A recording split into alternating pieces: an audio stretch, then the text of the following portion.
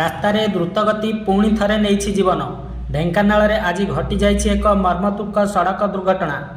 ଢେଙ୍କାନାଳ ସଦର ଅନ୍ତର୍ଗତ 55 ନମ୍ବର ଜାତୀୟ ରାଜପଥରେ ଏକ ଗୋଡ଼ି ବୋଝେଇ ହାଇୱା ଧକ୍କାରେ ଜଣେ କମ୍ବଳ ବ୍ୟବସାୟୀଙ୍କ ମୃତ୍ୟୁ ଘଟିଛି। ମିଳିଥିବା ସୂଚନା ଅନୁଯାୟୀ ଦିନ ପ୍ରାୟ ମଧ୍ୟାହ୍ନ ସମୟରେ ଏକ ଦୁର୍ଘଟଣା ଘଟିଛି। ମୃତ ବ୍ୟକ୍ତି ଜଣକ ହେଉଛନ୍ତି ମଧ୍ୟପ୍ରଦେଶର ବାପୁଲାଲ ବାଞ୍ଜାରା। ସେ ଆନନ୍ଦନଗର ନିକଟରେ ଅସ୍ଥାୟୀ ଦୋକାନ ଖୋଲି ଶୀତବସ୍ତ୍ର ବ୍ୟବସାୟ କରୁଥିଲେ। ବାପୁଲାଲ ରାସ୍ତା ପାର ହେଉଥିବା ବେଳେ ଏକ ଦ୍ରୁତଗାମୀ ହାଇୱା ତାଙ୍କୁ ଚାପି ଦେଇଥିଲା। ଫଳରେ ଦୁର୍ଘଟଣା ସ୍ଥଳରେ ହିଁ ତାଙ୍କର ମୃତ୍ୟୁ ଘଟିଥିଲା। ଅଞ୍ଚଳବାସୀଙ୍କ କହିବା ଅନୁଯାୟୀ ଦୁର୍ଘଟଣା ପରେ ହାଇୱାଟି ନିୟନ୍ତ୍ରଣ ହରାଇ ରାସ୍ତା କଡ଼ରେ ଥିବା ଏକ ବିଦ୍ୟୁତ ଖୁଣ୍ଟକୁ ଧକ୍କା ଦେଇଥିଲା। ଦୁର୍ଘଟଣା ପରେ ହାଇୱା ଡ୍ରାଇଭର ଘଟଣାସ୍ଥଳରୁ ଫେରାର ହୋଇଯାଇଛି। ପୋଲିସ ଘଟଣାସ୍ଥଳରେ ପହଞ୍ଚି ମୃତଦେହ ଜବତ କରି ବ୍ୟବଚ୍ଛେଦ ପାଇଁ ପଠାଇବା ସହ ହାଇୱା ଅଟକ ରଖିଛି। ଡ୍ରାଇଭରକୁ ଧରିବା ପାଇଁ ତଦନ୍ତ ଜାରି ରହିଛି।